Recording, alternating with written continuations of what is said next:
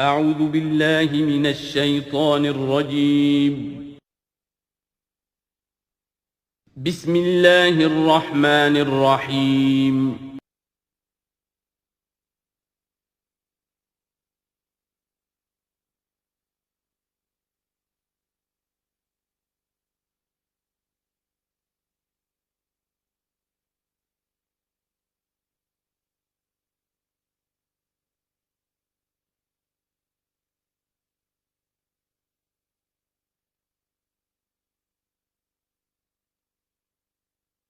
اما بعد فاعوذ باللہ من الشیطان الرجیم براۃ من اللہ ورسولہ الی الذین عاہدتم من المشرکین فسیحوا فی الارض اربعۃ اشہر واعلموا انکم غیر معجز اللہ وان اللہ مخزی الکافرین صدق اللہ العظیم رب اشرح لی صدری ویسر لی امری واحلل عقدۃ من لسانی یفقہوا قولی اللہم ربنا الہمنا رشدنا واعذنا من شرور انفسنا اللہم ارنا الحق حقا وارزقنا اتباعہ وارنا الباطل باطلا وارزقنا اجتنابہ اللہم طہر قلوبنا من النفاق واعمالنا من الرياء آمین یا رب العالمین۔ اب ہم اللہ کے نام سے سورہ توبہ کا آغاز کر رہے ہیں۔ یہ سورہ مبارکہ تجزیے کے اعتبار سے قرآن حکیم کی مشکل ترین صورت ہے۔ اس میں کئی خطبات ہیں جو مختلف مواقع پر نازل ہوئے ہیں، اور چونکہ قرآن مجید میں یہ چیز محفوظ نہیں ہے کہ کون سا خطبہ کس وقت نازل ہوا، اس کے حوالے سے بڑی تحقیق کی ضرورت ہوتی ہے، اور جن لوگوں نے اتنی تکلیف گوارا نہیں کی ہے وہ بہت سے مغالطوں میں خود بھی مبتلا ہوئے ہیں اور دوسروں کو بھی مبتلا کیا ہے۔ بہرحال پہلی بات تو یہ سمجھیے کہ یہ سورہ مبارکہ دو بڑے بڑے حصوں پر مشتمل ہے۔ پہلا حصہ پہلے 5 رکوعوں پر مشتمل ہے اور دوسرا حصہ 11 رکوعوں پر مشتمل ہے۔ فلسفہ دین اور فلسفہ رسالت کے اعتبار سے ان دونوں حصوں کے مابین فرق یہ ہے کہ نبی اکرم صلی اللہ علیہ وسلم کی جو بعثت ہوئی تھی، براہ راست بعثت جن میں سے آپ خود تھے، یہ بعثت خصوصی ہے، بعثت خاصہ ہے کہ جو مشرکین عرب کی طرف ہے، بنی اسماعیل کی طرف ہے۔ ایک آپ کی بعثت عمومی ہے پوری نوع انسانی کی طرف۔ آپ 2 بعثتوں کے ساتھ مبعوث فرمائے گئے۔ آپ کی جو بعثت خصوصی ہے الی اہل العرب، بنی اسماعیل، مشرکین عرب، چونکہ آپ انہی میں سے تھے اور انہی کی زبان میں آپ نے آخری اتمام حجت کر دیا، لہذا ان کے ضمن میں اللہ تعالیٰ کا جو قدیم قانون ہے رسولوں کے بارے میں کہ اگر کوئی قوم جس کی طرف رسول بھیجا جائے اور وہ اتمام حجت کر دے اور پھر بھی وہ قوم تسلیم نہ کرے تو اس قوم کو ہلاک کر دیا جاتا تھا، عذاب استیصال۔ تو اس قوم کے حق میں تو یہ آخری فیصلہ جو ہے اللہ تعالیٰ کا اسی قانون کے تحت نافذ ہوا۔ اس آخری فیصلے کا جو معاملہ ہے وہ ہے جو پہلے 5 رکوعوں میں آیا ہے۔ یہ حضور صلی اللہ علیہ وسلم کی بعثت خصوصی سے متعلق ہے، اہل عرب کی طرف۔ البتہ چونکہ آپ کی بعثت عمومی ہے پوری نوع انسانی کے لیے، آپ نے جزیرہ نما عرب میں دین کو غالب کر دیا، قائم کر دیا۔ بعثت خصوصی کا تو گویا کہ آخری مقصد آخری درجے میں مکمل ہو گیا، لیکن یہ بعثت عمومی کے کام کا آپ نے آغاز فرمایا ہے صلح حدیبیہ کے بعد۔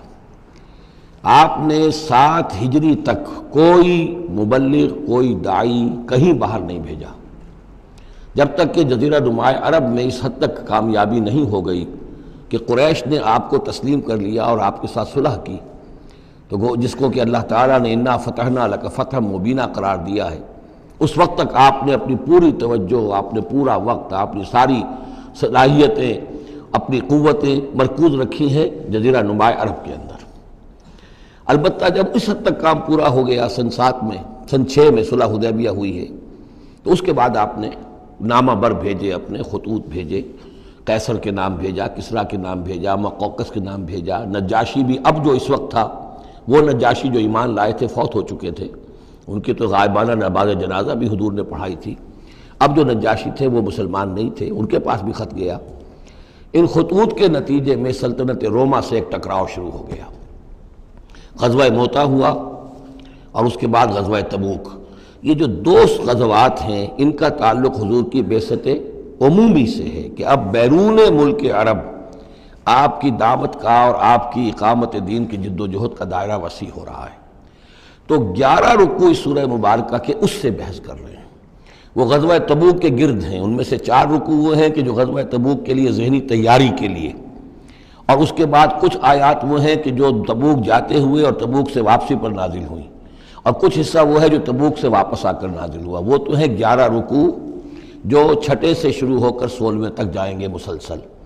البتہ پہلے 5 رکوع وہ ہیں کہ جن میں اندرون جزیرہ نما عرب، اندرون ملک آپ کے جو مشن تھا اس کی تکمیل کا جو آخری مرحلہ تھا اس کا اعلان ہو رہا ہے۔ اب یہ جو 5 رکوع ہیں ان میں بھی ایک عجیب تقسیم ہے۔ ان میں 2 رکوع وہ ہیں کہ جو سن 8 ہجری میں فتح مکہ سے قبل نازل ہوئے ہیں۔ ان میں تیار کیا گیا ہے مسلمانوں کو فتح مکہ کے لیے کہ وہ نکلیں، اور ساری رد و قدا ہو رہی ہے کچھ لوگوں کی طرف سے، کچھ منافقین کی طرف سے، کچھ سادہ دل مسلمانوں کی طرف سے، نیک دل مسلمانوں کی طرف سے، کچھ ایسے لوگوں کی طرف سے کہ جن کے وہاں رشتہ دار ہیں کہ اب اگر جنگ ہوگی اور جا کر ہم حملہ کریں گے مکے پر تو اس سے یہ ہے کہ ان رشتہ داروں کو بھی غضب پہنچے گا۔ کچھ ایسے مسلمان تھے جن کی فیملیز وہاں تھیں اور انہیں اندیشہ تھا کہ وہ کہیں جب یہ چکی پیسے گی تو کہیں گندم کے ساتھ گھن بھی نہ پیس جائے۔ تو ایک رد و قدا ہے جو ان 2 رکوعوں میں آپ کو ملے گی کہ جو نازل ہوئے ہیں سن 8 میں فتح مکہ سے قبل، اور 3 رکوع وہ ہیں کہ جو نازل ہوئے ہیں سن 9 میں ذی قعدہ کے بعد۔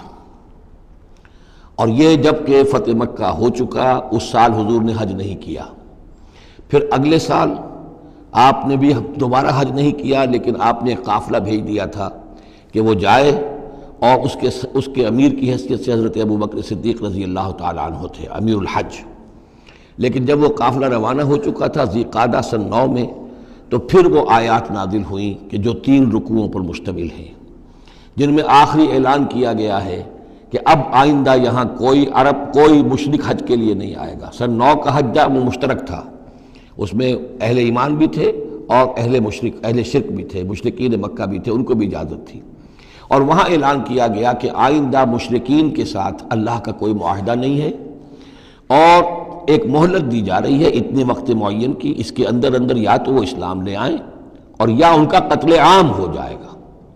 یہ سخت ترین آیات ہے قرآن مجید کی کہ جو اس حصے میں نازل ہوئی ہیں، لیکن اس کا فلسفہ سمجھ لیجئے، یہ قائم مقام ہے اس عذاب استیصال کے، جو عذاب قوم نوح پر آیا، قوم ہود پر آیا، قوم صالح پر آیا، قوم شعیب پر آیا، سدوم اور عمورہ کی بستیوں پر آیا، آل فرعون پر آیا، وہ اب مشرکین عرب پر اس لیے آنا ضروری تھا کہ ان کی طرف حضور بھیجے گئے، انہی کی زبان میں کتاب اتار دی گئی، ان پہ اتمام حجت ہو گیا، حق مبرہن ہو گیا۔ اب اگر وہ ایمان نہیں لا رہے ہیں تو عذاب استیصال کے مستحق ہو چکے ہیں۔ البتہ یہ کہ انہیں پہلی قسط جو دی گئی عذاب کی وہ تو غزوہ بدر کی شکل میں تھی، اب آخری یہ ہے کہ چیلنج کر دیا گیا کہ اب اتنی مدت کے اندر اگر تم ایمان لے آؤ گے تو تمہاری خیریت ہے، نہیں لاؤ گے تو تمہیں قتل کر دیا جائے گا۔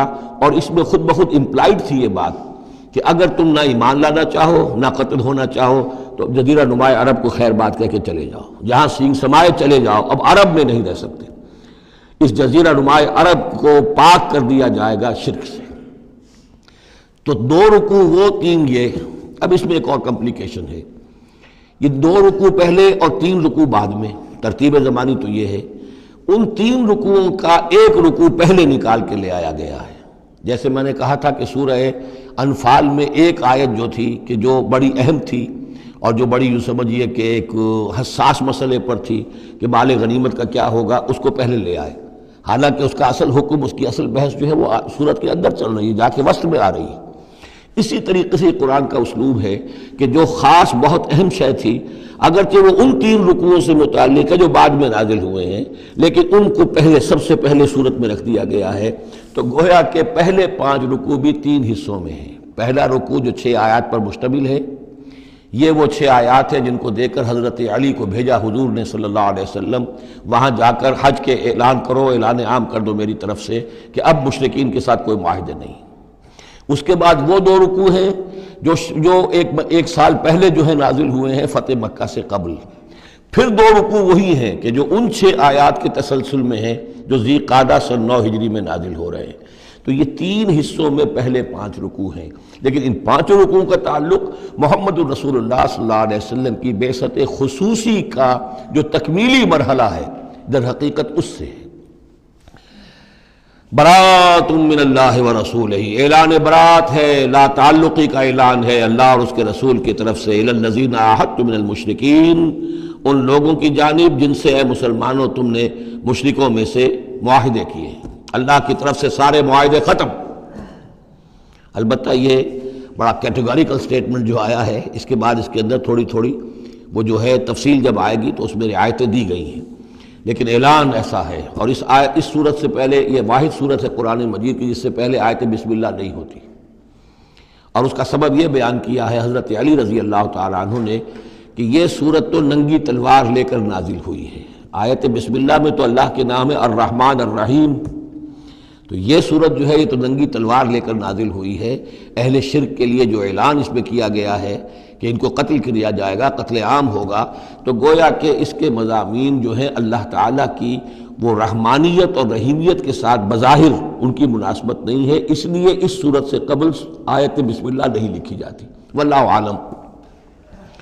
برات من اللہ ورسولہ الی الذین عاہدتم من المشرکین، اعلان برات ہے، اعلان لا تعلقی ہے اللہ اور اس کے رسول کی طرف سے ان تمام لوگوں سے کہ جن سے مسلمانوں نے معاہدے کیے. فسیحوا فی الارض 4 اشہر، تو گھوم پھر لو اس زمین میں، یعنی اس جزیرہ نما عرب میں 4 مہینے کی تمہیں مہلت دی جا رہی ہے. وَاعْلَمُوا أَنَّكُمْ غَيْرُ مُعْجِزِ اللَّهِ، اور جان لو کہ تم اللہ کو عاجز نہیں کر سکتے، اللہ کو شکست نہیں دے سکتے. وَأَنَّ اللَّهَ مُخْزِي الْكَافِرِينَ، اور اللہ تعالیٰ کافروں کو رسوا کر کے رہے گا. اب ان کے لیے یہ آخری جو ہے قسط جو ہے اللہ تعالیٰ کی طرف سے عذاب کی وہ آ کر رہے گی.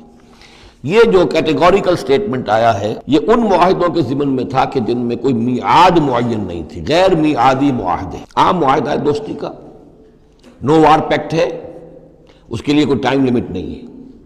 ان کے لیے تو کھلم کھلا کہہ دیا کہ ٹھیک ہے 4 مہینے کی ہم مہلت دے رہے ہیں، اس کے بعد ہمارا کوئی معاہدہ نہیں.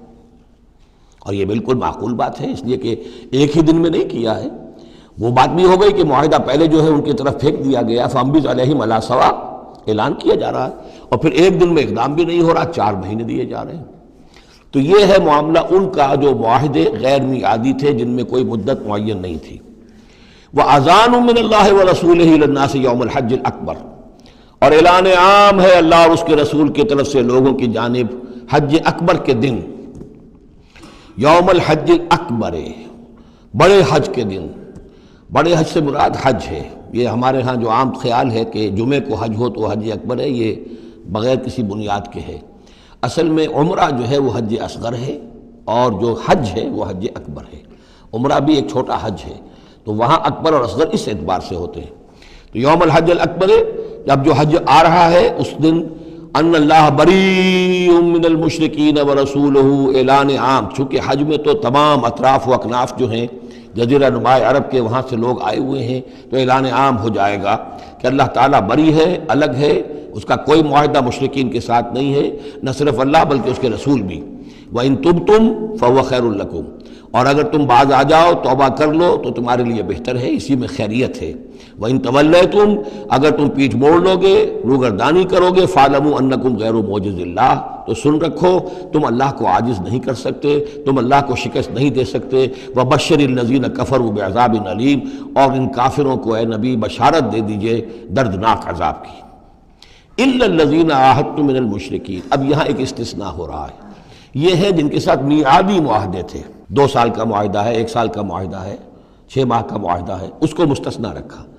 غیر میعادی معاہدہ تھا، یہ اعلان کر دیا اور 4 مہینے کی مہلت دے دی. جو میعادی تھا اس کو فرمایا الا الذین عاہدتم من المشرکین، ہاں اس کے سوا وہ لوگ ہوں گے کہ جن سے تم نے مسلمانوں مشرکین میں سے جن سے معاہدے کیے. ثم لم ینقصوکم شیئا، پھر انہوں نے کوئی کمی نہیں کی، کوئی شے جو ہے جو بھی شرائط تھی اس میں سے کسی میں کوئی کمی نہیں کی، وہ اپنے معاہدے کی شرائط کی پابندی کرتے رہے. وَلَمْ يُظَاهِرُوا عَلَيْكُمْ، اور نہ تم پر تمہارے دشمنوں کی کوئی مدد کی، احدن کسی کی بھی، فَأَتِمُّوا إِلَيْهِمْ عَهْدَهُمْ، تو ان کے لیے ان کی مدت مکمل کر دو، اِلَى مُدَّتِهِمْ، جو بھی مدت ہے، کسی کی 2 سال کی ہے، کسی کی 6 مہینے کی ہے، تو جو میعادی معاہدہ ہے اس کی بشرطے کہ ان کی طرف سے کوئی خلاف ورزی نہ ہوئی ہو تو ان کی مدت جو ہے وہ پوری کر دو۔ ان اللہ یحب المتقین، یقیناً اللہ تعالیٰ تقوی والوں کو پسند کرتا ہے۔ فَإِذَا انسَلَخَ الْأَشْهُرُ الْحُرُمُ، جب یہ مہینے جو رعایت کے مہینے ہیں، پناہ کے مہینے ہیں، یعنی 2 شکلیں ہو گئی، جیسے عورت کی جو عدت ہوتی ہے، فرض کیجئے کہ طلاق دی گئی تو ایک عدت تو یہ ہے کہ 3 ماہ جو ہے یا 3 حیض آ گئے، لیکن اگر وہ اگر حاملہ ہے تو وضع حمل تک وہ عدت رہے گی۔ اسی طریقے سے جن لوگوں کا کوئی میعاد مقرر نہیں تھی ان کے لیے 4 مہینے مقرر کر کے اور ان کے معاہدوں کا اعلان کر دیا۔ جن کی میعاد مقرر تھی کہا کہ جیسے ہی میعاد ختم ہوگی پھر معاہدہ نہیں ہوگا، اب یہ رینیو نہیں ہوگا، لیکن یہ کہ اس مدت کی تکمیل کر دی جائے گی۔ فَإِذَا انسَلَخَ الْأَشْهُرُ الْحُرُمُ، اور جب یہ محترم مہینے سمجھ لیجئے، اس لیے کہ اب یہ ان کے لیے جو امان کے مہینے ہیں جو تمہیں دے دیے گئے ہیں، جب یہ ختم ہو جائیں گے، فَاقْتُلُوا الْمُشْرِكِينَ حَيْثُ وَجَدتُّمُوهُمْ، تو قتل کرو ان مشرکوں کو جہاں پاؤ۔ یہ سخت ترین الفاظ ہیں۔ وَخُذُوهُمْ، پکڑو ان کو، وَاحْصُرُوهُمْ، گھیراؤ کرو ان کا، وَاقْعُدُوا لَهُمْ كُلَّ مَرْصَدٍ، اور ہر جگہ گھات لگا کر بیٹھو ان کو پکڑنے کے لیے۔ یہ آخری ہے جو گویا کہ ان کی رسوائی، اب ظاہر بات ہے یہ آیات پڑھ کر سنائی گئیں، مشرکین موجود تھے، اس سے بڑی رسوائی اور کیا ہوگی؟ کس انداز میں اب انہیں چیلنج کیا جا رہا ہے؟ یہ رسوائی، واللہ مخزی الکافرین، اللہ ان کافروں کو رسوا کر کے رہے گا۔ حضرت علی کو بھیجا گیا اس لیے کہ قافلہ روانہ ہو چکا تھا، پھر یہ آیتیں اتری ہیں 6، تو ان آیتوں کو دے کر حضور نے بھیجا کہ علی جاؤ اور میرے نمائندے کی حیثیت سے حج کے اجتماع میں تم اعلان کرو، اس لیے کہ عرب کا رواج یہ تھا کہ کسی بڑی شخصیت کی طرف سے اتنا بڑا اعلان وہ کوئی اس کا قریبی عزیز کر سکتا تھا۔ تو وہ قافلہ حج جو ہے کہیں پڑاؤ پر تھا، درمیان میں حضرت علی پہنچے، امیر تھے حضرت ابوبکر رضی اللہ تعالی عنہ، تو جب حضرت علی وہاں پہنچے ہیں تو پہلا سوال کیا حضرت ابوبکر نے، امیر او مامور، آپ امیر بنا کر بھیجے گئے یا مامور؟ اگر تو مجھے معذور کر کے آپ کو امیر بنا کر بھیجا ہے حضور نے تو آپ یہاں بیٹھیے، میں ادھر بیٹھوں گا، لیکن اٹ مسٹ بی نون ہو از ہو، اور اگر آپ مامور ہیں میں ہی امیر ہوں تب بھی ٹھیک ہے، لیکن معلوم ہونا چاہیے۔ یہ نظم کا معاملہ ہے دین کے اندر، جماعتی زندگی، اور مسلمانوں کا حال یہ ہو گیا کہ سب سے زیادہ غیر منظم قوم دنیا میں مسلمانوں کی۔ یہاں یہ کہ آتے ہی پہلی بات یہ ہو رہی ہے امیر اور مامور، بات طے ہو جانی چاہیے، آپ امیر ہو کر آئے ہیں تو میں چارج دیتا ہوں آپ کو، اور مامور ہے تو مجھے معلوم ہونا چاہیے۔ ان کا مامور، میں مامور ہی بنا کے بھیجا گیا ہوں، امیر الحج آپ ہی ہیں، البتہ ان آیات کا اعلان میں کروں گا حضور کی طرف سے حج کے اجتماع میں، اس میں یہ اعلان ہو رہا ہے۔ فَإِذَا انسَلَخَ الْأَشْهُرُ الْحُرُمُ فَاقْتُلُوا الْمُشْرِكِينَ حَيْثُ وَجَدتُّمُوهُمْ وَخُذُوهُمْ وَاحْصُرُوهُمْ وَاقْعُدُوا لَهُمْ كُلَّ مَرْصَدٍ فَإِن تَابُوا وَأَقَامُوا الصَّلَاةَ وَآتَوُا الزَّكَاةَ، پھر اگر وہ توبہ کریں، نماز قائم کریں، زکوٰۃ ادا کریں، فَخَلُّوا سَبِيلَهُمْ، تو ان کا راستہ چھوڑ دو، کھول دو، مسلمان ہو گئے۔ ان اللہ غفور الرحیم، یقیناً اللہ غفور الرحیم ہے۔ وَإِنْ أَحَدٌ مِّنَ الْمُشْرِكِينَ اسْتَجَارَكَ، اور اگر مشرکین میں سے کوئی شخص آپ سے پناہ طلب کرے، حتیٰ یسمع کلام اللہ، اتنا بڑا ہمیں الٹیمیٹم دے دیا گیا ہے، بہت سے لوگ ہوں گے ابھی تک انہوں نے توجہ کی ہی نہیں، سوچا ہی نہیں محمد کیا کہہ رہے ہیں، کیا دعوت ہے۔ اب یہ کہ تمام جزیرہ نماء عرب کے لوگوں کو اتنا بڑا الٹیمیٹم آ گیا ہے تو وہ سنجیدگی سے سوچنے پہ مجبور ہوئے کہ یہ کیا بات ہے، کیا دعوت ہے جس کے لیے ہمیں یہ الٹیمیٹم دے دیا گیا۔ تو اگر ان میں سے کوئی آپ سے امن مانگے، امان مانگے، پناہ طلب کرے تاکہ وہ آپ کے پاس آ کر اللہ کا کلام سنے، حتیٰ یسمع کلام اللہ، یہ آیت میں نے کوٹ کی تھی تعارف قرآن میں کہ قرآن اللہ کا کلام ہے، وہ اس حوالے سے حتیٰ یسمع کلام اللہ، یہاں تک کہ وہ آپ کے پاس آئیں، اللہ کا کلام سنیں، ثم ابلغہ مامنا، پھر انہیں ان کی امن کی جگہ پر پہنچا دیں۔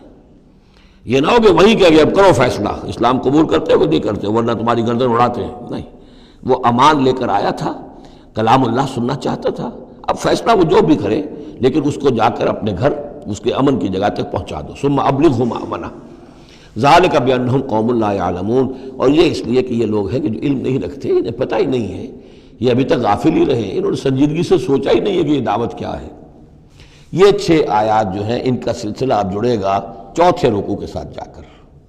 اب جو دوسرا رکوع اور تیسرا رکوع آ رہے ہیں یہ ہیں کہ جو سن 8 ہجری میں فتح مکہ سے قبل نازل ہوئے، اور اس میں مسلمانوں کو آمادہ کیا جا رہا ہے قریش کے خلاف جنگ کرنے کے لیے۔ اگرچہ جنگ بالفعل نہیں ہوئی لیکن کیا معلوم تھا، ممکن ہے خون ریزی ہو جائے، ممکن ہے مکے کی گلیاں جو ہیں وہ خون کی ندیاں جو ہیں اس میں بہنے لگے، سارے اندیشے تھے۔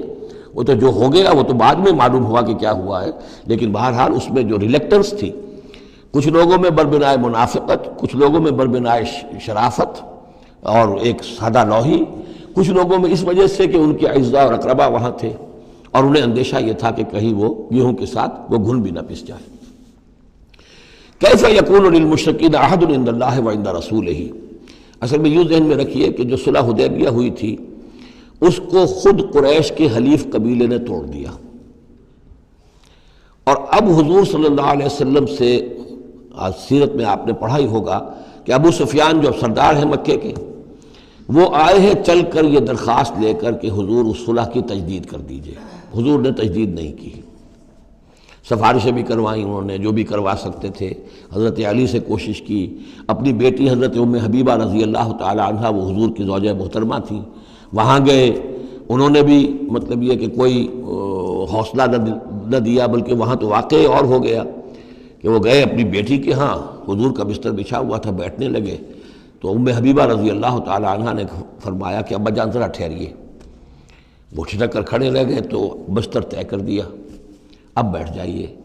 اب یہ سردار قریش، انہوں نے کہا کہ یہ بستر میرے لائق نہیں تھا یا میں اس بستر کے لائق نہیں تھا۔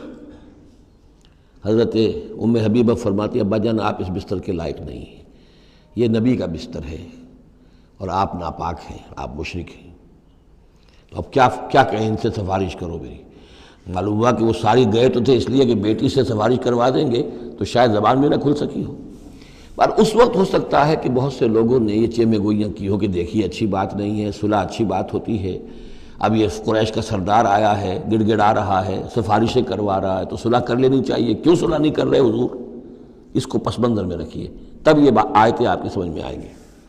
کیف یکون للمشرکین عہد عند اللہ، کیسے ہو سکتا ہے مشرکین کے لیے کوئی عہد اللہ کے نزدیک، وعند رسولہ اور اس کے رسول کے نزدیک، الا الذین عاہدتم من المسجد الحرام، سوائے ان کے کہ جن کے ساتھ تم نے معاہدہ کیا تھا مسجد حرام کے پاس، صلح حدیبیہ، فما استقاموا لکم فاستقیموا لہم، تو جب تک وہ اس پر قائم رہے، سیدھے رہے تمہارے لیے، تم بھی قائم رہو، سیدھے رہو۔ ان اللہ یحب المتقین، لیکن اللہ تعالیٰ متقیوں کو پسند کرتا ہے۔ یعنی جب تک انہوں نے نہیں توڑا تھا معاہدہ، ہم نے بھی پیروی کی، ہم نے اس کی پوری جو ہے پوری پابندی کی، لیکن یہ کہ اب جب کہ ان کی طرف سے یہ توڑا جا چکا ہے تو اب کوئی دباؤ نہیں ہے، کوئی اخلاقی اصول نہیں ہے کہ لازماً معاہدے کی تجدید کی جائے۔ اب صورتحال کو دیکھنا ہے، حضور کو پورا اندازہ ہو چکا تھا کہ اب ان مشرکین میں اتنا دم نہیں ہے کہ وہ مقابلہ کر سکیں، تو معاہدے کا مطلب کیا ہوتا کہ کفر اور شرک کو ایک فریش لیز آف ایگزسٹنس دے دیا جائے۔ 10 سال کے لیے اگر معاہدہ کریں، 10 سال کے لیے کفر جو ہے ڈنکا بجائے گا، تو حضور کو پورا اندازہ تھا، اس لیے آپ نے تجدید نہیں کی۔ کیف وَإِن يَظْهَرُوا عَلَيْكُمْ، کیسے جبکہ اگر وہ تم پر کہیں قابو پا لیں، غالب آ جائیں، لا يرقبوا منکم الا ولا ذمہ، تو ہرگز لحاظ نہیں کریں گے نہ تمہاری قرابت کا نہ عہد کا۔ ان کے ہاں تو نہ قرابت کے کوئی معنی ہے نہ معاہدے کے کوئی معنی ہے، معاہدہ جب بھی چاہا توڑ دیا، قرابت داری کے خلاف کیا۔ یرضونکم بافواہہم، اب وہ جو آئے ہیں صلح کی تجدید کرنے کے لیے اور چاپلوسی کر رہے ہیں، وہ چاہتے ہیں کہ تمہیں راضی کر لیں اپنے منہ سے، وتابا قلوبہم، اب بھی ان کے دل انکاری ہیں، دل اب بھی نہیں مان رہے، واکثرہم فاسقون، اور ان کی اکثریت فاسقین پر مشتمل ہے۔ اشتروا بآیات اللہ ثمنا قلیلا، یہ وہی لوگ ہیں جنہوں نے اللہ کی آیات کو فروخت کیا ہے حقیر سی قیمت کے عوض، اپنی چودراہٹیں، اپنی سیادتیں، حق کو پہچاننے کے باوجود۔ محمد رسول اللہ 13 برس تک ان کے ہاں 12 برس تک دعوت دیتے رہے، انہوں نے قرآن مجید کو رد کیا، فصدوا عن سبیلہ، لوگوں کو روکتے رہے، خود بھی رکے رہے اللہ کے راستے سے۔ انہم ساء ما کانوا یعملون، بہت ہی برا ہے ان کا عمل جو رہا ہے۔ لا یرقبون فی مومن الا ولا ذمہ، دوبارہ یہ کسی مومن کے حق میں نہ قرابت کا کوئی لحاظ کرتے ہیں نہ کسی عہد اور معاہدے کا کرتے ہیں۔ وَأُولَٰئِکَ هُمُ الْمُعْتَدُونَ، اور حقیقت میں یہی لوگ ہیں جو حد سے زیادہ تجاوز کرنے والے ہیں۔ فَإِن تَابُوا وَأَقَامُوا الصَّلَاةَ وَآتَوُا الزَّكَاةَ، پھر بھی اللہ نے راستہ کھلا رکھا ہوا ہے، اب بھی کھلی بات ہے کہ اگر وہ توبہ کریں اور نماز قائم کریں اور زکوٰۃ دیں فاخوانکم فی الدین، تو وہ تمہارے دینی بھائی ہیں۔ ونفصل الآیات لقوم یعلمون، اور ہم اپنی آیات کی تفصیل بیان کر رہے ہیں ان لوگوں کے لیے جو علم رکھتے ہیں، جو علم حاصل کرنا چاہیں۔ وَإِن نَكَثُوا أَيْمَانَهُمْ مِن بَعْدِ عَهْدِهِمْ، اور اگر انہوں نے توڑ دیا ہے اپنی اس قسم کو اور معاہدے کو اس کے باندھنے کے بعد، وَطَعَنُوا فِي دِينِكُمْ، اور جبکہ وہ انہوں نے عیب لگایا ہے تمہارے دین کے معاملے میں، فَقَاتِلُوا أَئِمَّةَ الْكُفْرِ، تو اب جنگ کرو ان کفر کے اماموں سے۔ یہ ہے الفاظ جو بہت نوٹ کرنے کے۔ ائمۃ الکفر کون تھے جزیرہ نما عرب میں؟ کافر تو سب تھے، مشرک سب تھے۔ ائمۃ الکفر، ائمۃ الشرک، یہ قریش تھے، متولی کعبے کے، بتوں کے مجاور، یہ سارا مرکز جو ہے شرک کا جو بنایا، اللہ کے گھر کو توحید کا مرکز تھا اسے شرک کا اڈا بنا دیا۔ یہ ہے امام۔ جب تک ان کو شکست نہ دی جائے تو ظاہر بات ہے کہ جزیرہ نما عرب پر دین کے غلبے کا تصور نہیں ہے۔ چاہے وہاں کوئی فارمل حکومت نہیں تھی، کوئی سلطنت نہیں تھی، کوئی ریاست نہیں تھی، کوئی جو ہے فارمل دارالخلافہ نہیں تھا، لیکن معنوی اعتبار سے یہ ام القریٰ، یہ مرکزی بستی ہے، یہ ہے اس پورے جزیرہ نما عرب کا صدر مقام ایک اعتبار سے۔ اور یہاں کے جو لوگ ہیں ائمۃ الکفر، ان کے ساتھ جنگ کرو۔ فقاتلوا ائمۃ الکفر، تو قتال کرو ان کفر کے اماموں سے۔ انہم لا ایمان لہم، ان کی کسی قسم کا کوئی پاس نہیں، ان کی کوئی قسمیں نہیں ہیں، کوئی اعتبار نہیں۔ لعلہم ینتہون، شاید کہ وہ باز آ جائیں، یعنی سختی سے شاید باز آ جائیں۔ اے مسلمانوں، نرمی کے ساتھ وہ باز آنے والے نہیں ہیں۔ الا تقاتلون قوما نکثوا ایمانہم، کیا ہو گیا تمہیں؟ تم جنگ نہیں کرنا چاہتے ایسی قوم سے جنہوں نے اپنے عہد کو توڑا؟ معاہدہ انہوں نے توڑا ہے، مسلمانوں نے تو نہیں توڑا، نہ مسلمانوں کے حلیف قبیلے نے توڑا، انہوں نے وعدہ جو کیا تھا اس کو توڑا ہے۔ تو کیا ہو گیا تمہیں؟ شرافت کی وجہ سے یا بزدلی کی وجہ سے یا منافقت کی وجہ سے یا اور کسی سبب سے تم ان سے جنگ نہیں کرنا چاہتے؟ الا تقاتلون، کیا تم قتال نہیں کرنا چاہتے قوماً اس قوم سے نکثوا ایمانہم، جنہوں نے اپنی قسمیں توڑی، وہموا باخراج الرسول، یہی تو ہے کہ جنہوں نے رسول کو مکے سے نکلنے پر مجبور کیا، وہم بدؤکم اول مرہ، اور انہوں نے ہی آغاز کیا تھا۔ ظاہر بات ہے کہ کتنا مسلمانوں کو ستایا تھا مکے میں، مسلمانوں میں سے بعضوں کو شہید کیا تھا مکے میں، کتنوں کو تکلیفیں دی تھی، ٹارچر کیا تھا، پرسیکیوٹ کیا تھا، انہوں نے کیا پہلی مرتبہ۔ اتخشونہم، اب دیکھیے یہ ہے وہ سرچنگ کوسچن، اے مسلمانوں کیا ان سے ڈر رہے ہو؟ یہ کوئی بزدلی ہے جو تم پر طاری ہو گئی ہے؟ قریش کے خلاف اقدام سے گھبرا رہے ہو؟ اتخشونہم فاللہ احق ان تخشوہ ان کنتم مؤمنین، تو اگر تم مومن ہو تو اللہ زیادہ حقدار ہے کہ تم اس سے ڈرو۔ اب یہ اس کا حکم ہے، تمہیں اقدام آخری کرنا ہے۔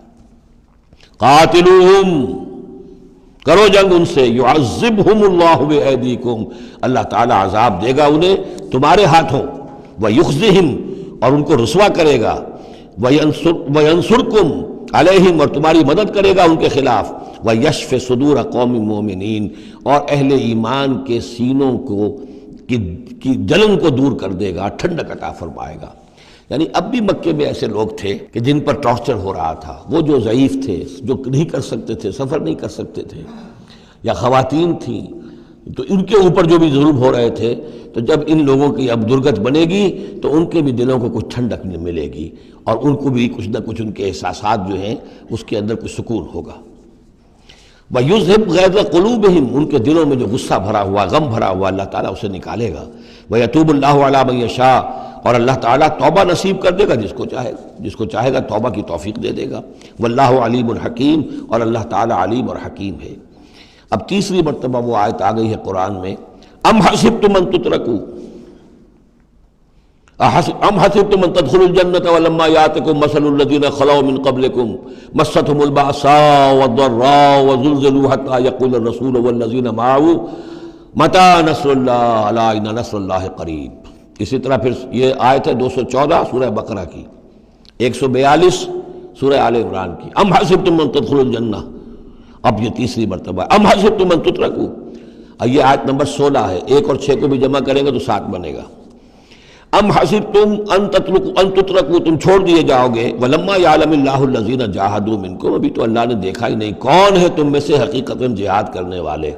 دوسری قوموں کے خلاف جہاد کرنا اور تھا، اب اپنی قوم کے خلاف جہاد کرنے کے لیے جانا، ظاہر بات ہے کہ اس کے اندر ایک اور اضافی امتحان ہے جو اللہ تمہارا لے لینا چاہتا ہے۔ وَلَمْ يَتَّخِذُوا مِن دُونِ اللَّهِ وَلَا رَسُولِهِ وَلَا الْمُؤْمِنِينَ وَلِيًّا، اور دیکھ لینا چاہتا ہے اللہ کہ کون ہیں وہ لوگ کہ جو اللہ کے سوا اور اس کے رسول کے سوا اور اہل ایمان کے سوا کسی کے ساتھ دلی تعلق، دلی محبت اور دلی رازداری کا کوئی تعلق نہیں رکھتے۔ یہ رشتے جب تک کٹیں گے نہیں ایمان کی تلوار سے، اس وقت تک تمہارا خلوص جو ہے اللہ کے ساتھ اور دین کے ساتھ وہ کیسے ثابت ہوگا؟ واللہ خبیر بما تعملون، اور جو کچھ تم کر رہے ہو اللہ اس سے باخبر ہے۔ ما کان للمشرکین ان یعمروا مساجد اللہ، ان مشرکوں کا تو یہ حق نہیں ہے کہ وہ آباد کریں اللہ کے گھروں کو۔ یہ مسجد ہے، اللہ کا گھر ہے، یہ بیت اللہ ہے، یہ مشرکین اس کے متولی بنے بیٹھے ہیں، ان کا کوئی حق نہیں ہے۔ یہ توحید کا مرکز ہے بیت اللہ۔ ما کان للمشرکین، نہیں ان کا یہ حق، ان یعمروا مساجد اللہ، یہ متولی بنے بیٹھے ہوئے ہیں اس کے، شاہدین علی انفسہم بالکفر، اپنے اوپر کفر کی گواہی دیتے ہوئے، یعنی اعلانیہ کافر ہیں، مشرک ہیں، اور پھر اس بیت اللہ کے متولی بنے ہوئے۔ اولئک حبطت اعمالہم، ان کے سارے اعمال حبط ہو گئے، یعنی حاجیوں کی خدمت کر دی، پانی پلا دیا، یہ کر دیا، وہ کر دیا، ان کی کوئی حیثیت اللہ کی نگاہ میں نہیں ہے۔ ان کے جو شرک ہے اور کفر ہے اس نے ان کے تمام اعمال حبط کر دیے۔ وفی النار ہم خالدون، اور آگ ہی میں وہ رہیں گے ہمیشہ ہمیشہ۔ انما یعمر مساجد اللہ من آمن باللہ والیوم الآخر، مسجدیں اللہ کی مسجدوں کو آباد کرنا تو ان کا حق ہے جو ایمان لائے اللہ پر اور یوم آخر پر، واقام الصلاۃ، اور نماز قائم کریں، وآت الزکوٰۃ، اور زکوٰۃ ادا کریں، ولم یخش الا اللہ، اور نہ ڈرے کسی سے سوائے اللہ کی۔ فعسیٰ اولئک ان یکونوا من المہتدین، تو ایسے لوگ ہیں کہ جن کے بارے میں توقع ہے کہ وہ راہ یاب ہوں گے اور منزل مراد تک پہنچ جائیں گے۔ اجعلتم سقایۃ الحاج وعمارۃ المسجد الحرام کمن آمن باللہ والیوم الآخر، کیا تم نے حاجیوں کو پانی پلانا اور مسجد حرام کو آباد رکھنا اس کو برابر کر دیا ہے اس کے کہ جو شخص ایمان لایا اللہ پر اور یوم آخر پر، وجاہد فی سبیل اللہ، اللہ کی راہ میں جہاد کرے؟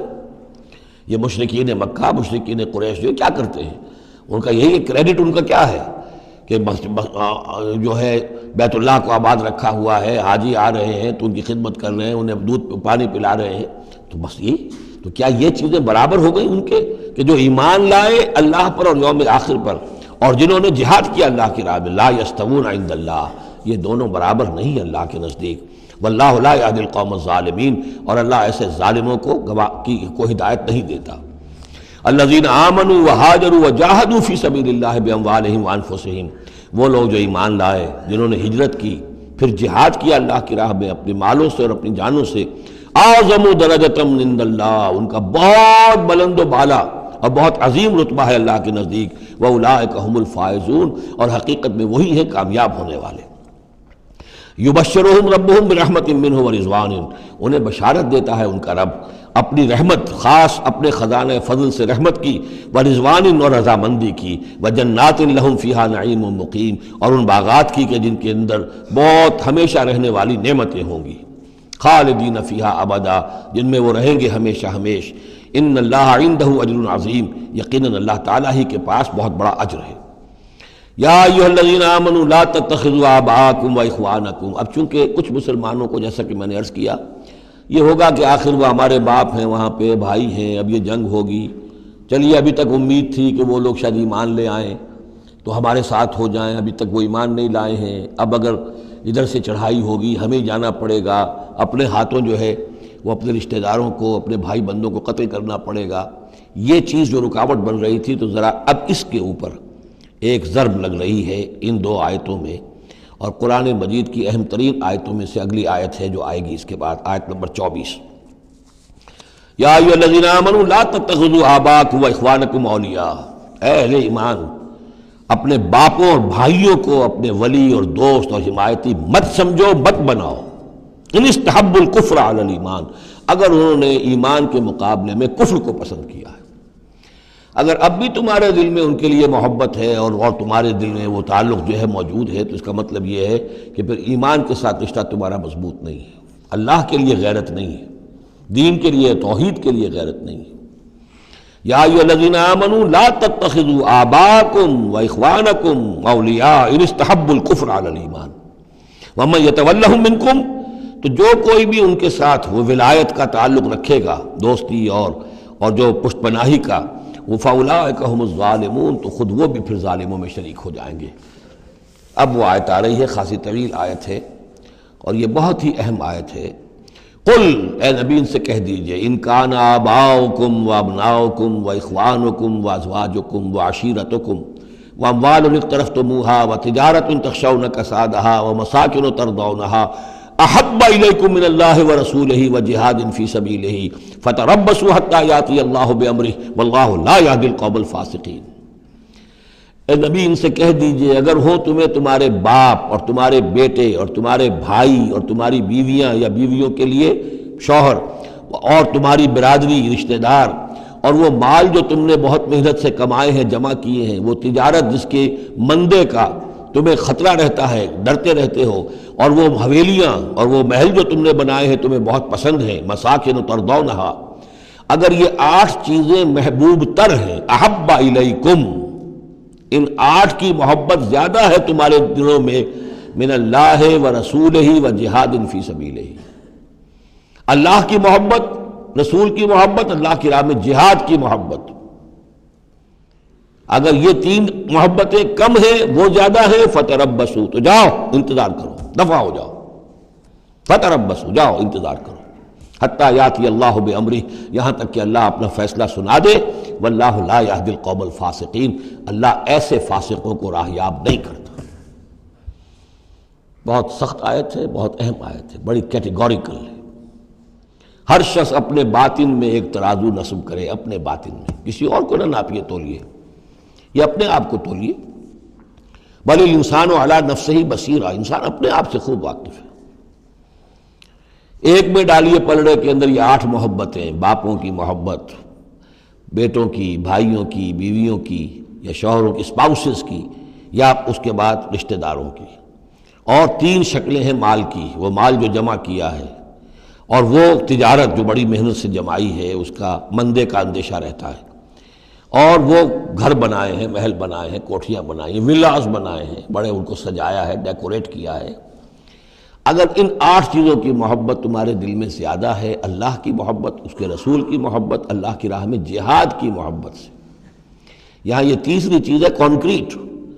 پہلی 2 تو آپ کہہ سکتے ہیں میرے دل میں بڑی محبت ہے، آپ کو کیا پتا، ٹھیک ہے بھائی، ہو سکتا ہے ٹنوں محبت ہو اللہ کی آپ کے دل میں، اور رسول کا بھی عشق ہو سکتا ہے کہ ٹنوں ہو آپ کے دل میں، لیکن تیسری محبت تو نظر آ جائے گی، اللہ کی راہ میں جہاد کی محبت کتنی ہے۔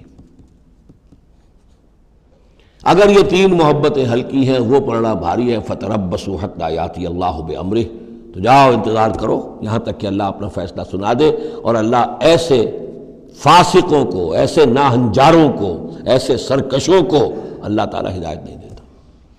یہ سیلف اسیسمنٹ سکیم ہے، ہر شخص خود اپنا جائزہ لے، کہاں کھڑا ہے، اس کی allocation of time, allocation of energies, اپنی صلاحیتیں کہاں لگا رہا ہے، کہاں کھپا رہا ہے، کس کام میں لگا رہا ہے۔ اسی کو پھر علامہ اقبال نے ایک شعر میں جمع کر دیا ہے، یہ مال و دولت دنیا، یہ رشتہ و پیوند، بتان وہم و گما، لا الہ الا اللہ۔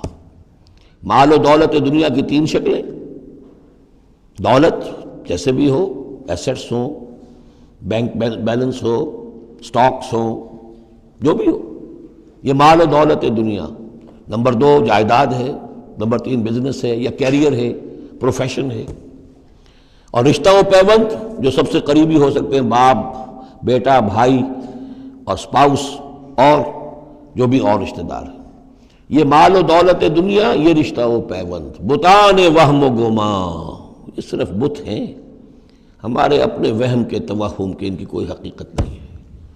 بتان وہم و گما، لا الہ الا اللہ۔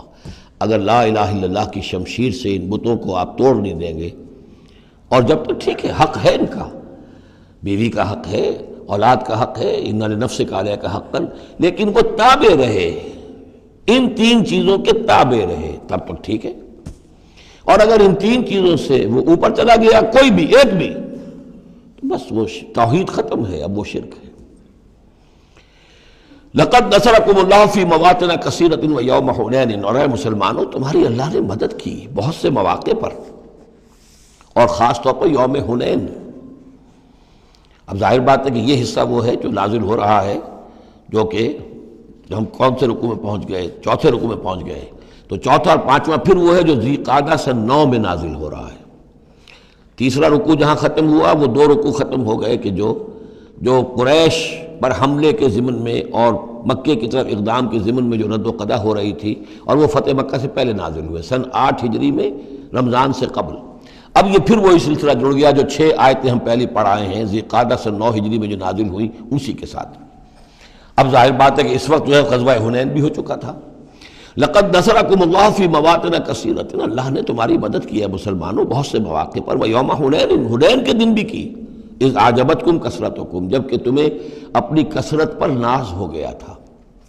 اب یہ بھی یہ نہ سمجھیے کہ سب مسلمانوں کو ہو گیا تھا. حضور جب فتح مکہ کے وقت آئے ہیں مکے میں تو 10,000 مسلمان آپ کے ساتھ تھے. پھر اس کے بعد آپ نے جب طائف پر حملے کا فیصلہ کیا اور اس کے بعد آپ میدان میں نکلے اور حنین کی جنگ ہوئی ہے تو 12,000 کا لشکر آپ کے ساتھ تھا. 10,000 وہ تھے اور 2,000 یا تو وہ لوگ تھے جو فتح مکہ کے بعد ایمان لائے، 9 مسلم سمجھ لیجئے اسی وقت جو ایمان لائے، اور یا ابھی وہ مشرک ہی تھے لیکن چونکہ اب وہ رعایا ہو گئے مسلمانوں کی تو وہ بھی گویا کہ شریک تھے اس میں ان کے خادموں اور معاونین کی حیثیت سے.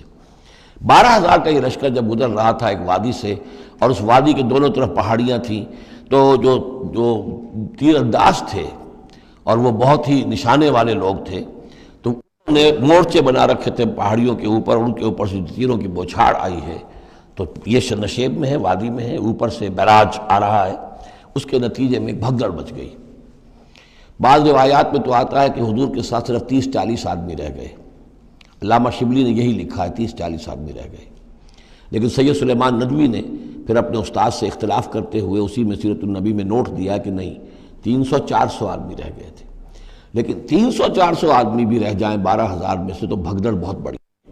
اس وقت پھر حضور خود اپنی سواری سے اترے ہیں، علم اپنے ہاتھ میں لیا ہے، رجز آپ نے پڑھا ہے، انا النبی لا کذب انا ابن عبد المطلب، میں نبی ہوں اس میں کوئی شک نہیں، چاہے یہ 12,000 میرا ساتھ دے تب بھی نبی ہوں، کوئی ساتھ نہ دے تب بھی نبی ہوں، اور میں عبد المطلب کا بیٹا یعنی پوتا میدان میں موجود ہوں. اس پر پھر یہ کہ آپ نے لوگوں سے کہا کہ پکارو الیہ یا عباد اللہ، الیہ یا اصحاب الشجرہ، الیہ یا اصحاب البدر، کہاں جا رہے ہو اے بدریوں، کہاں جا رہے ہو اے جو صلح حدیبیہ کے وقت جنہوں نے مجھ سے بیعت کی تھی موت کی، بیعت رضوان، کہاں جا رہے ہو؟ پھر لوگ پلٹے ہیں، پھر فتح ہو گئی. اذ اعجبتکم کثرتکم، جب کہ تمہیں اپنی کثرت پر ناز ہو گیا تھا، فلم تغن عنکم شیئا، تو وہ کثرت تمہیں کچھ نہ بچا سکی، کچھ کام نہ آ سکی تمہارے. وضاقت علیکم الارض بما رحبت، اور تم پر زمین اپنی پوری فراخی کے باوجود تنگ آ گئی، تنگ پڑ گئی، تنگ ہو گئی. ثم ولیتم مدبرین، اور پھر تم پیٹھ موڑ کر بھاگے. ثم انزل اللہ سکینتہ علی رسولہ، پھر اللہ نے نازل فرمایا اپنی طرف سے سکون اور تسکین اپنے رسول پر، وعلی المومنین، اور اہل ایمان پر. وانزل جنودا لم تروها، اور اس وقت بھی اللہ نے ایسے لشکر بھی اتارے جنہیں تم نے نہیں دیکھا. وعذب الذین کفروا، اور عذاب دیا کافروں کو. وذالک جزاء الکافرین، اور یقیناً یہ کافروں کا بدلہ یہی ہے. ثم یتوب اللہ من بعد ذلک علی من یشاء، پھر اس کے بعد بھی اللہ تعالیٰ توبہ نصیب فرما دے گا اپنے بندوں میں سے جس کو چاہے گا. اللہ غفور اور رحیم ہے. یا ایھا الذین آمنوا انما المشرکون نجس فلا یقربوا المسجد الحرام بعد عامہم ھذا، اہل ایمان یہ مشرک ناپاک ہیں، پلید ہیں، تو اب یہ اس سال کے بعد مسجد حرام کے قریب نہ پھٹکنے پائیں. سن 9 کا حج جو ہے کھلا تھا مشرکین کے لیے بھی اور اہل ایمان بھی گئے. حضرت ابوبکر کی زیر امارت قافلہ حج مدینے سے گیا، حضور نہیں گئے. اسی میں اعلان یہ بھی کر دیا گیا اب آئندہ سال سے کوئی مشرک قریب نہیں آ سکے گا، نہ بیت اللہ کے، بیت الحرام کے، نہ حج کے لیے آ سکے گا.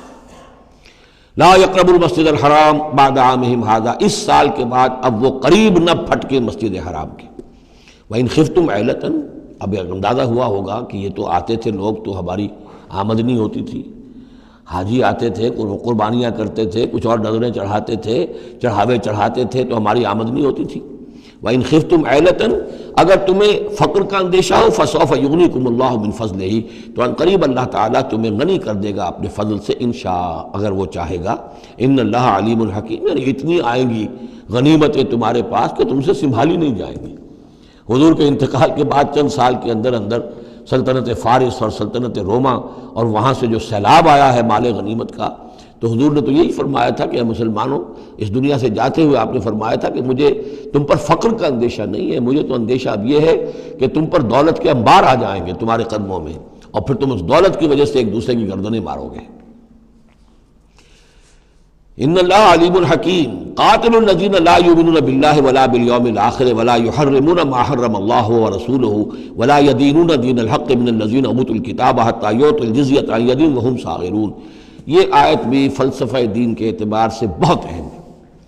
جنگ کرو ان لوگوں سے جو نہ ایمان رکھتے ہیں اللہ پر نہ یوم آخر پر، جو حرام نہیں ٹھہراتے جس کو اللہ اور اس کے رسول نے حرام ٹھہرایا، اور نہ قبول کرتے ہیں دین حق کی تابع داری من الذین اوتوا الکتاب، ان لوگوں میں سے کہ جن کو کتاب دی گئی تھی، حتی یعطوا الجزیۃ عن ید وہم صاغرون، یہاں تک کہ وہ اپنے ہاتھ سے جزیہ پیش کریں اور چھوٹے ہو جائیں، نیچے رہے، تابع ہو جائیں۔ یہ فرق ہے جو کیا گیا ہے۔ مشرکین عرب کے لیے تو کوئی آپشن نہیں تھا، یا ایمان لاؤ یا گردن مار دی جائے گی، اس لیے کہ ان میں سے تھے حضور صلی اللہ علیہ وسلم، ان پر اتمام حجت بدرجہ آخر ہو گیا۔ لیکن یہ کہ باقی لوگوں کے لیے، نصارہ اور یہود کے لیے بھی، اور اسی کے تابع بقیہ پوری نوع انسانی ہے، تمام انسان، پھر فارس کے لوگ تھے یا ہندوستان کے لوگ تھے یا اور تھے، ان سب کے لیے قانون یہی رہا ہے۔ کسی کے لیے یہ چیلنج نہیں ہے کہ تم یا ایمان لاؤ یا قتل کر دیے جاؤ گے، اس کے بعد کسی کے لیے نہیں۔ یہ خاص وقت تھا اس قوم کے لیے اس عذاب کا کہ جس قوم نے ایک رسول کی دعوت کو رد کیا تھا۔ اب اس کے بعد کوئی رسول ہے بھی نہیں، موجود نہیں ہے، بنفس نفیس تو موجود نہیں ہے، معنوی طور پر ہے، وہ واقعتاً جو ہے مادی طور پر تو نہیں ہے۔ اس حوالے سے بقیہ پوری نوع انسانی کا معاملہ کیا ہے؟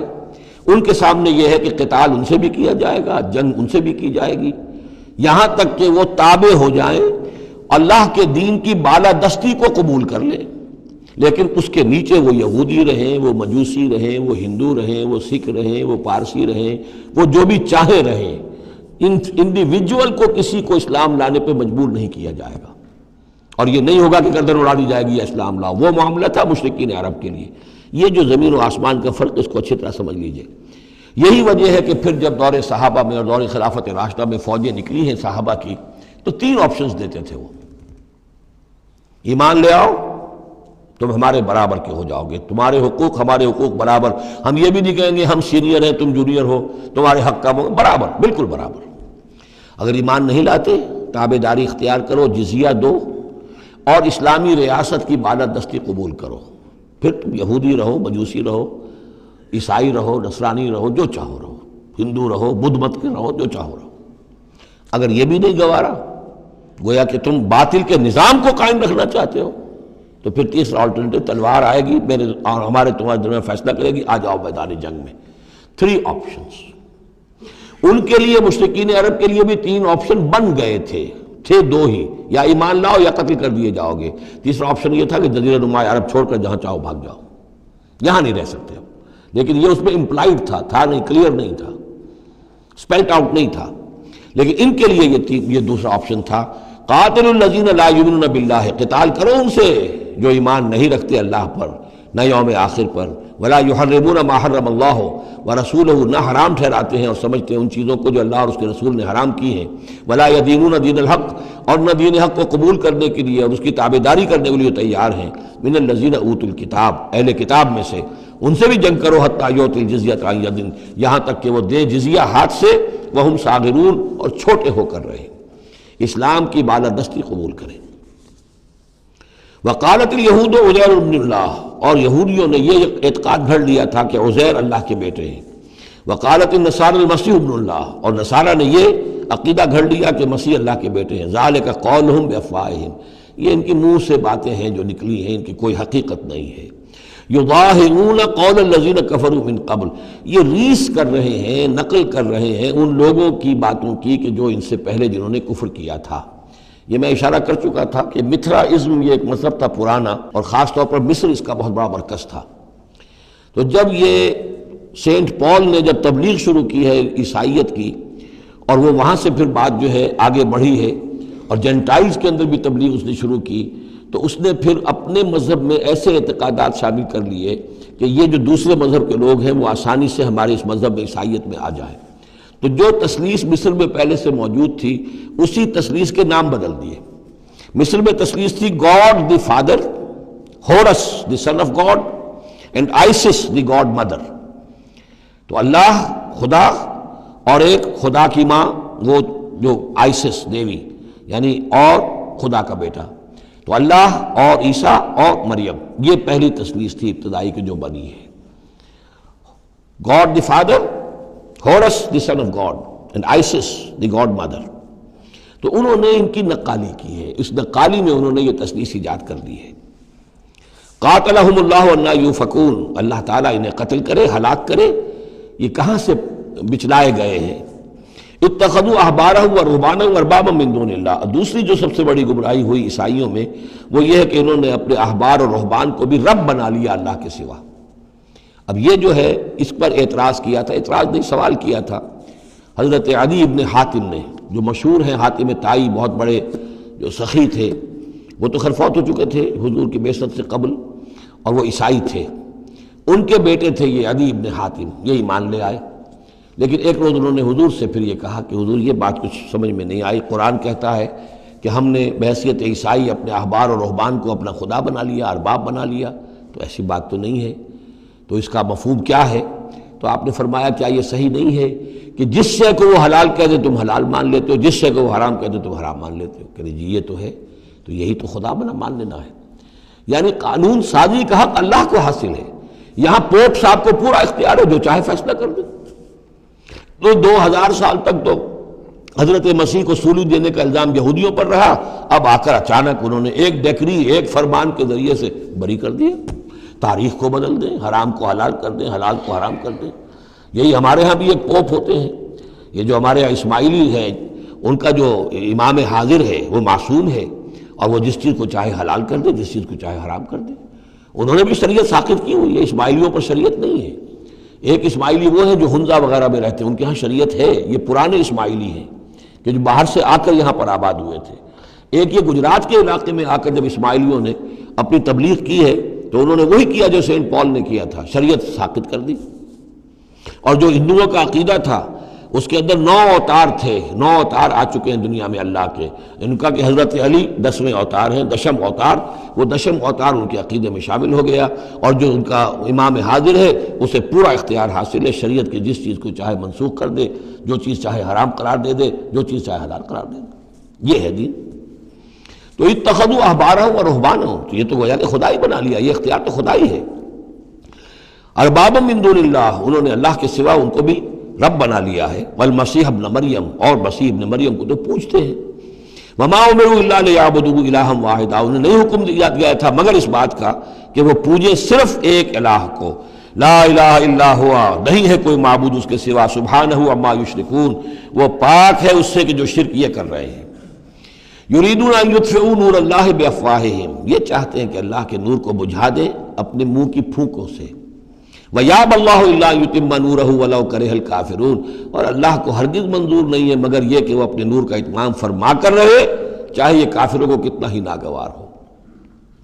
هُوَ الَّذِي أَرْسَلَ رَسُولَهُ بِالْهُدَى وَدِينِ الْحَقِّ لِيُظْهِرَهُ عَلَى الدِّينِ كُلِّهِ، وہی تو ہے جس نے بھیجا ہے اپنے رسول کو صلی اللہ علیہ وسلم الہدا اور دین حق دے کر، تاکہ غالب کرے اسے کل کے کل دین پر، کل نظام زندگی پر، وَلَوْ كَرِهَ الْمُشْرِكُونَ، خواہ یہ مشرکوں کو کتنا ہی ناگوار ہو۔ کیونکہ یہاں آ کر حضور کے مشن کے آخری درجے میں تکمیل ہو رہی ہے، تو یہاں کلیئرلی اب اس کو انشیٹ کر دیا گیا۔ وہ جو میں نے عرض کیا تھا کہ ایک ہے رسالت کا بنیادی مقصد، تبشیر ہے، انذار ہے، تذکیر ہے، دعوت ہے، تبلیغ ہے، وما نرسل المرسلین الا مبشرین ومنذرین، وہ بنیادی مقصد بھی حضور کی بعثت کا ہے۔ لیکن حضور کا ایک امتیازی مقصد ہے، تکمیل رسالت کا جو مظہر ہے وہ ہے کہ دین کو غالب کرنا بالفعل۔ یہ جوڑا جو 2 آیتوں کا ہے یہ بالکل اسی ترتیب کے ساتھ یہ جوڑا سورہ صف میں بھی آیا ہے۔ دوسری آیت تو جو کہ تو ہے، ایک شوشے کا فرق نہیں، هو الذی ارسل رسولہ بالہدی ودین الحق لیظہرہ علی الدین کلہ ولو کرہ المشرکون۔ اس پر تو 24 صفحے کا میرا ایک مقالہ ہے جو لکھا ہوا ہے، جو میری کتاب ہے نبی اکرم صلی اللہ علیہ وسلم کا مقصد بعثت، صرف اس ایک آیت پر 24 صفحے کا مقالہ ہے۔ اور میں مطمئن ہوں، اللہ کا شکر ہے کہ اس آیت کا حق اللہ تعالیٰ نے میرے ذریعے سے پورا کروا دیا ہے۔ اس میں کسی اعتبار سے، اس لیے کہ لوگ اس میں سے اپنے لیے راستے نکالتے ہیں، چور دروازے، یہ تو جی اللہ غالب کرنے والا ہے، کوئی انسان غالب کرنے والے تھوڑا ہی ہیں، اور یہ ہے اور وہ ہے، اس لیے کہ جو آدمی کام چور ہے چاہتا ہے کسی طریقے سے کوئی راہ فرار ہو، بھاگنے کا کوئی راستہ مل جائے، لیکن آپ اگر اس کو پڑھیں گے تو معلوم ہوگا کوئی راستہ فرار کا نہیں ہے۔ ہر جو بھی ممکن ہو سکتی ہے نحوی اعتبار سے، جو امکان ہو، سب کو میں نے لے کر اور ثابت کر دیا ہے کہ اس میں کہیں فرار کا راستہ نہیں۔